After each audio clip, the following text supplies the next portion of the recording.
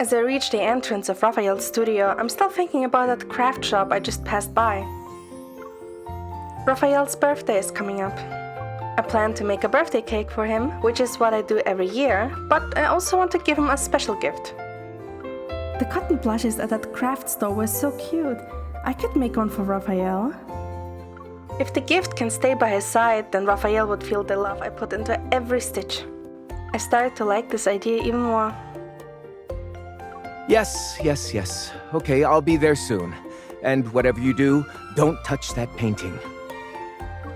Thomas's voice interrupts my train of thought. He's in the middle of a phone call as he leaves the studio.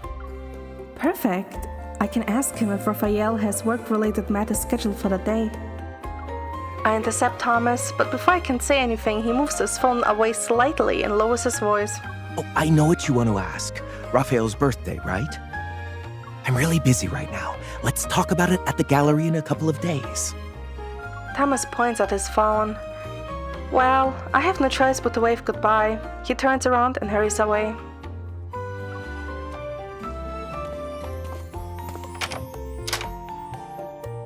I'm going to have dinner with Rafayel later. Pushing open the door, I'm greeted by the room's stillness. It's as if sunlight has fallen into an afternoon slumber. Perplexed, Rafayel lies on the sofa. He's staring at the tablet in his hand. Rafayel? Why didn't you say anything when you walked in? You scared me, cutie. You were so focused that you didn't even hear me open the door and come in.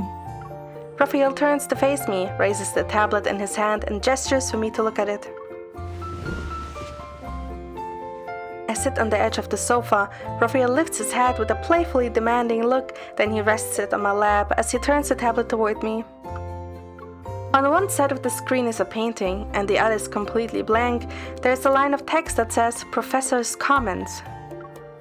I'm currently engaged in a very noble endeavor. I need to give feedback on assignments. Congratulations. You get to lounge on the sofa for the rest of the day, with moi. I know Rafayel is a visiting professor at Lincoln University, but I always thought he only teaches a few classes when he has time. You're actually responsible for grading. You're only writing comments though. Why do you look troubled? Rafayel swipes his fingers across the screen to reveal the next painting. He freezes for about 3 seconds before covering his face with the tablet. He sighs. Assignments don't just torture students, you know. Even professors suffer. I should have called you earlier and asked you to bring me an oxygen tank. I spot the drinks on the coffee table, pour a glass for Rafayel and hand over the beverage. I don't have oxygen, but you can drink some water to calm down. Rafayel sits up and takes a sip, then he types on the screen with one hand while holding the glass in the other. You have demonstrated a unique interpretation. Your exceptional artistic sensibilities have been revealed. Otherwise, you could never have created a work so thoroughly detached from the history of art that spans 10,000 years. Rafayel nods with satisfaction. My students will surely grasp what I'm trying to tell them. They can read between the lines. Your work is brilliant. Don't forget to check your grade. It's more like you have an innovative style. As for whether it's good, I can't say. Rafayel sets down his glass and holds the tablet with both hands. He's focused again. I never really liked using grades to evaluate their artwork.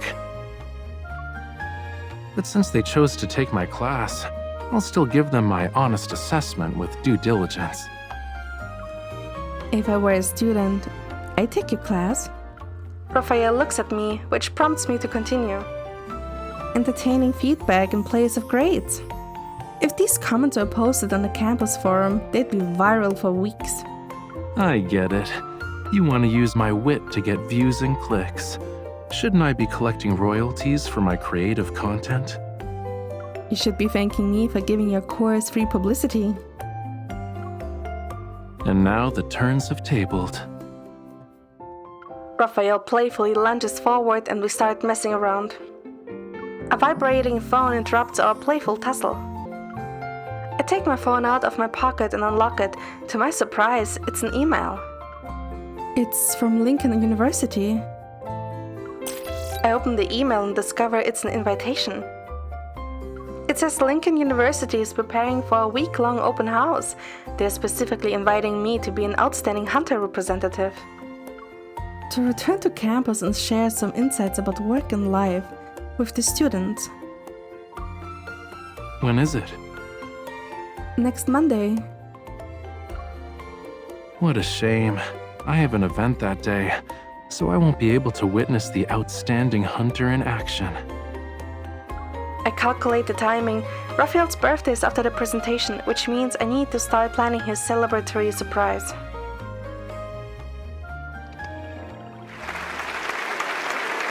The two brightest spots in the auditorium shine on me as I finish my presentation. I'm rewarded with thunderous applause. While I step away from the podium, I'm surrounded by the dispersing crowd. My arms are filled with bouquets. Thank you. I will take every flower home with me. Let me help you carry some of them. Thank you. You're welcome. The students who attended want to be hunters in the future, so they're probably a little more enthusiastic than usual. I should be thanking everyone for listening to me speak. The students gradually file out. In the empty auditorium, the professor who served as the event host takes out a dinner voucher. We provide these for alumni who give presentations. It's been a while since you've returned to campus, right? I know our dining hall food isn't special, but maybe you'd like to try it again for old time's sake. Thank you, Professor. I will do that if I get the chance. When she leaves, I look at my phone. I discover that Rafayel sent 2 voice messages just as my presentation started. I ordered some food for you at the university's cafe. Treat it like a bit of encouragement for your presentation.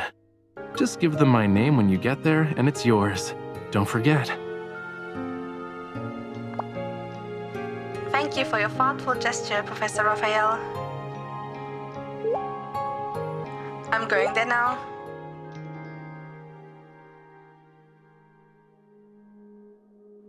The food is a pleasant surprise. A small but thoughtful gesture is what I need to shake off my fatigue. The university's cafe. I can explore the area while I'm there. A few days ago, I went over Raphael's schedule in details with Thomas. Finding out he has classes on that day, I decided to celebrate his birthday at Lincoln University. I want to prepare a celebration that's unlike any we have had before. But first, I need to learn about Professor Raphael's daily life at the university.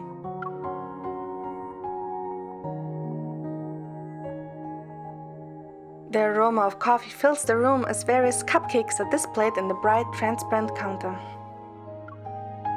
Waiting for the staff to pack up the food Raphael ordered for me, I stand near the cashier. Isn't Mr. Raphael's birthday this month? Our cafe has a birthday gift prepared for our VIP members. Please remind him to pick it up this month. I thought Raphael rarely comes to campus. Maybe he really likes the coffee here. By the time I get back, Raphael should be done with work. I will bring him his favorite drink.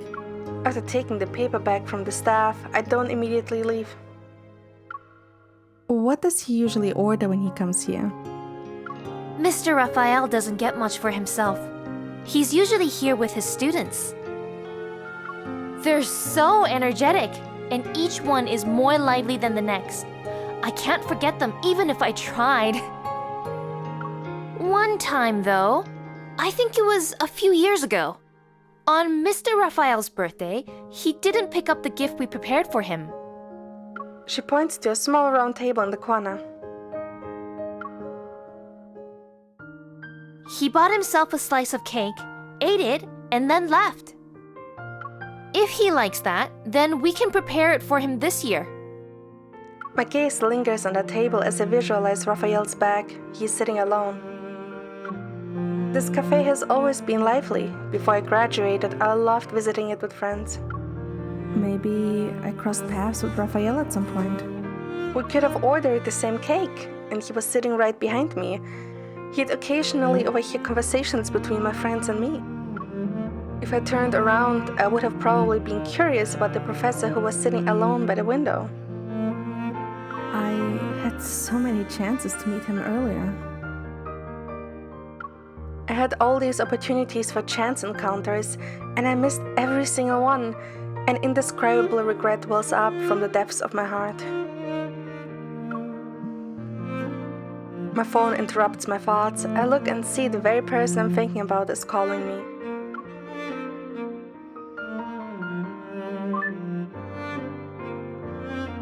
Let me guess. You're at the cafe I mentioned to pick up the food? Rafayel's tone makes me suspect he's nearby. I look around. Lo and behold, his sports car is parked outside. Let me guess, you're pretending to not know the answer to your own question? Across the car window and a narrow sidewalk, Rafayel takes off his sunglasses and smiles. He raises his hand to greet me. Come on over. I'm here to pick up the exemplary hunter representative after work.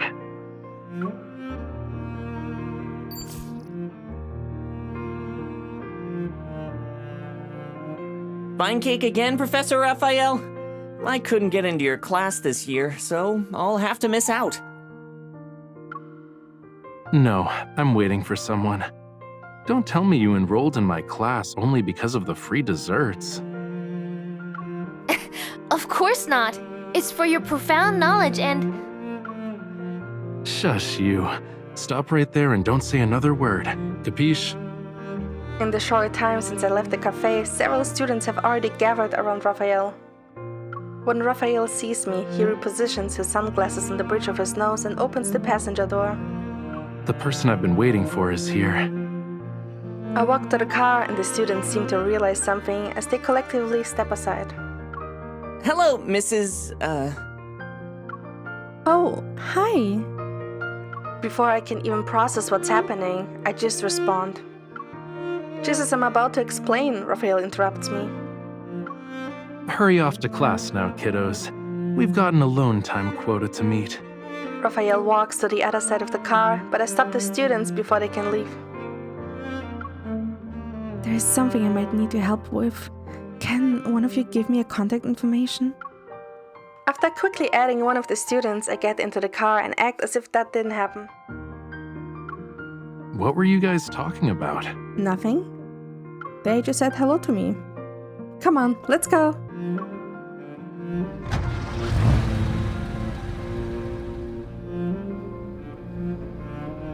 Outside, the distinctive campus scenery flashes by. I thought you weren't going to be here today. My event ended early, so I thought I'd pick you up. Is there anywhere you'd like to go tonight? I'm still not done with my exploration of the campus. Maybe I should just have him tag along with me. The university gave me a dinner voucher. Let's check out the campus dining hall. You haven't gotten your fill of dining hall food after all these years? I was this close to tasting our after-work date, but here I am, going back to work.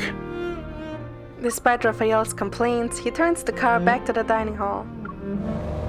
Let's hurry, cutie. Dining hall number 3 has the better food. You actually know that? Once upon a time, I attended a forum, and after it ended, someone asked me to eat with a few professors. So, you're saying it's the best because it's the only one you have tried?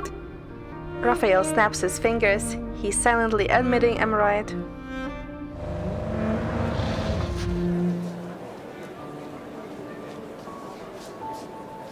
It's peak dinner time and quite a few students have lined up. The atmosphere takes me back to my college days. Sit down first. Rafayel guides me to an empty seat by the window, gently places his hands on my shoulders and helps me sit. I'm gonna join the line for our food. Wait for me. I will join you. But He raises his chin slightly to gesture to the side. A boy is placing a tray of food in front of a girl who is waiting for him. That's what couples do. I watch as Raphael turns and joins the line. His tall, dignified physique makes him easy to spot even in a crowd.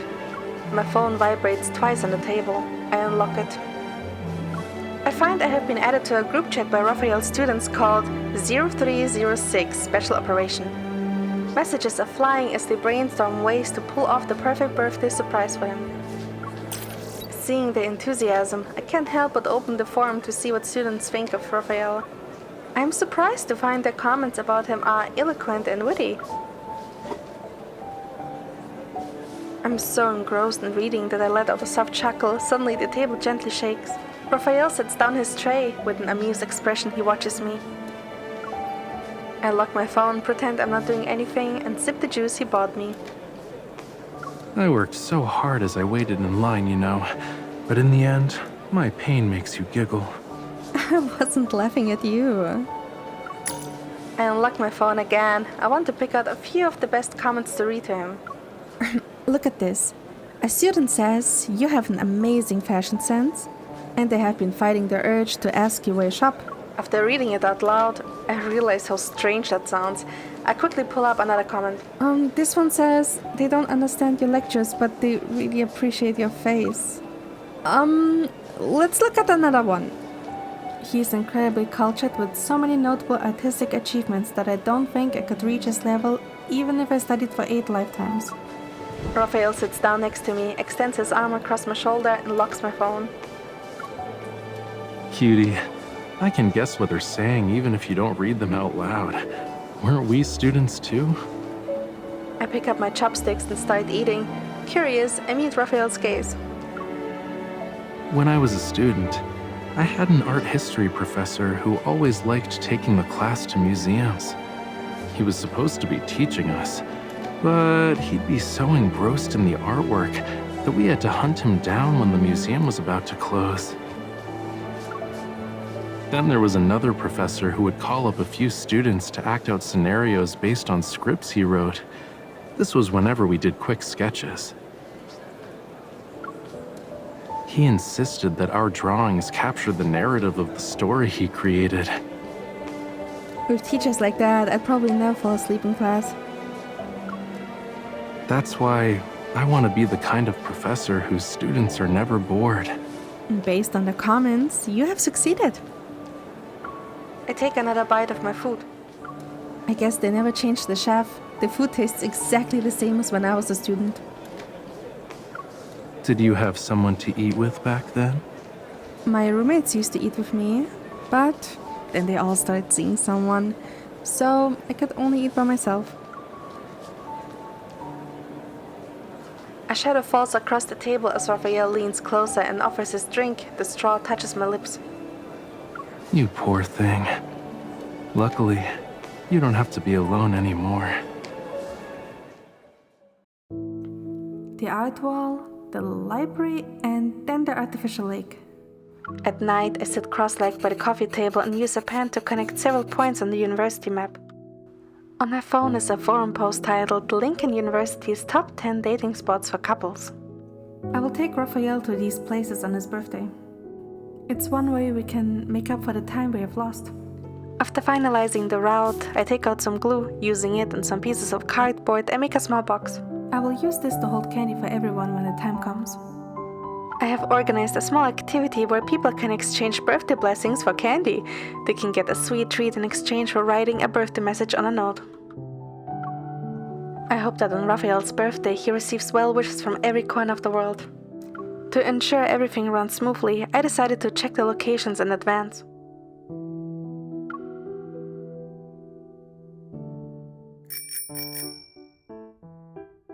Ma'am, over here! The morning air enveloping the tree-lined path is refreshing. The young woman pedals her bicycle from behind a nearby willow tree. She waves while approaching me. Slow down! There's no need to rush. The bicycle wobbles to a stop next to me. The young woman hops off and pushes it over to my side. I will take good care of your bicycle and return to you in perfect condition. Thank you. It's okay. I'm just happy I can help with setting up Professor Raphael's birthday party. After thanking the student, I hop onto the bicycle and head toward the first location on today's list. Dappled shadows dance across the boulevard as I pedal along. The morning sunlight and gentle breeze greet my face. I can't remember the last time I moved so leisurely through campus like this. It must have been several years ago. Just as I'm enjoying this rare moment, I suddenly spot Rafayel in the distance. He's standing under a flowering tree and it causes me to pull the brakes.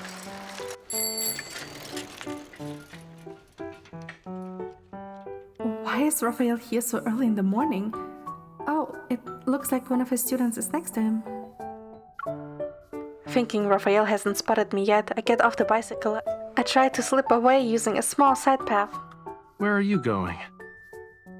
Rafayel pushes up the glasses on the bridge of his nose and walks toward me. Why is this cutie being so sneaky today? I'm not. I'm visiting the campus. The last time I came here, it was only for work. I didn't even get a chance to look around. Rafayel slowly nods, seemingly accepting my excuse. Then, should I accompany you? I shake my head. If he did that, would anything be left for the birthday surprise? I have explored enough. I even watched the sunrise. You can join me as I drop off these documents first. Then we can head back together? Rafayel holds up the papers in his hands. One of the students' works was for an exhibition, but there was a problem. I was called in early this morning on short notice. I'm still half asleep.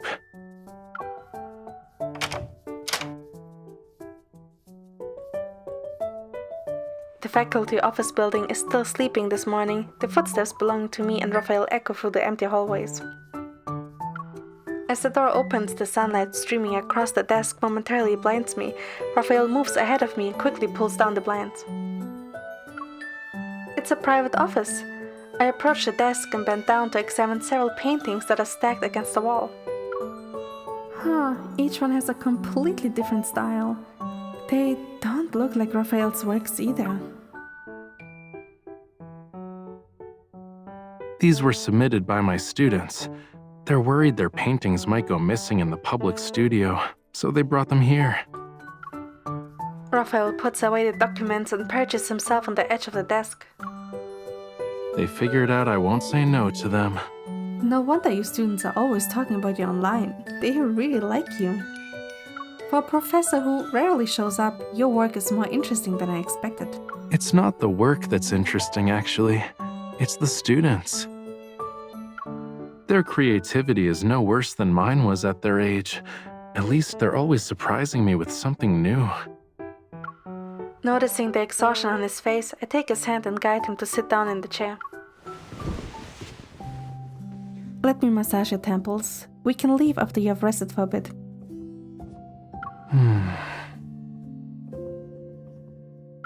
Rafayel closes his eyes as I gently apply pressure. I watch his expression relax. The office is so quiet that only gentle breathing remains. Even the sunlight filtering through the blinds seems to grow languid. I just realized. Rafayel grabs my wrist, opens his eyes, and pulls me toward him. I find myself sitting on his lap. It'd be nice if I could get an exclusive massage like this after every class. Rafayel hugs me and buries his face in the crook of my neck. His warm breath rhythmically touches my skin. My mind returns to that evening in the cafe when I discovered Rafayel used to frequent the same place and how it made me feel. If we had met a little sooner, perhaps Rafayel's wish could have actually come true. I don't think I can make it back home. Rafayel slowly rubs my back as he closes his eyes again. He holds me while leaning against the chair. Stay with me and take a nap. Perhaps affected by Rafayel's drowsiness, I close my eyes as well. Before drifting off, I think when I'm certain that Rafayel isn't around, I will go through the birthday plan once more. Did you see the latest post on the forum? A student uploaded a picture of us from today. Don't worry, it turns out nice. Like, I already asked the poster for the original photo. You want to know what it was? It's us at Lover's Slope. You're leaning against my shoulder while I'm talking to you. I just realized how beautiful the sun is over there for this season. The places we visited today, I've been to them before, but I never really paid attention to the scenery until now. Is it because you're by my side? Locations I once thought were ordinary now seem to have a special meaning. It's decided then. From now on, no matter where I go, I'm gonna ask you to go with me. The original poster replied and sent me lots of photos of us. I'll print them out first. And when you come over, we'll add your ideas and create our own personalized campus map. But we should leave plenty of space on it. Aside from those top 10 dating spots, there are more places I want to visit with you. A whole lot more. What are they? Well, that's a secret. I should save some surprises for our future trips. I regret the time I spent without you. But you filled this year's birthday with new memories. It also lessened the burden of those regrets by a considerable amount. Now I look forward to every birthday, so long as you're with me each day. I also look forward to seeing how vast and rich our map will become, because you looked at me, approached me, and allowed my life to find a more certain path. And that path is following your gaze and walking toward you. I'll stay with you this time. We'll look at the direction that belongs to us. On Raphael's birthday, I successfully carried out most of my plan. His students also helped out. All that remained is the final stop, the university's cafe. The golden sunset accompanies us as we arrive. Sitting at a small table by the window, I take out the cake I prepared for him. The rays of the setting sun shimmer like embers. As I light the candles, the flames outshine the last remnants of daylight. I made this for you at the cafe. And it's not a slice. It's a whole cake. So that's why I kept seeing you around campus. You even knew I ordered a slice of cake here. You spent all that time to get to know me better. Getting to know someone always takes more than a day. For you, it's worthwhile. I wasn't familiar with your life as a professor. Even with all my preparations, I was worried I might miss something important. Yet you thought of everything. Going to those top 10 dating spots listed in the forum, I bet it wasn't as fun as visiting them with 2 people. That's true. At every place I went to, I kept imagining what it'd be like if you were there with me.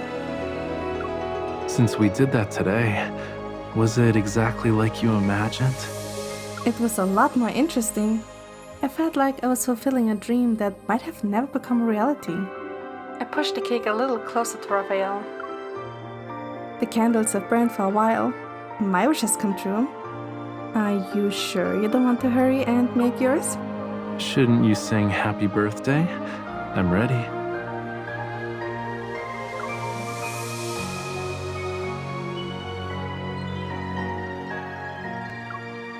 Can I blow out the candles now? Wait, I prepared a special gift for you, if you want to have it. I raised my hand and covered Raphael's eyes. Close your eyes when you blow out the candles.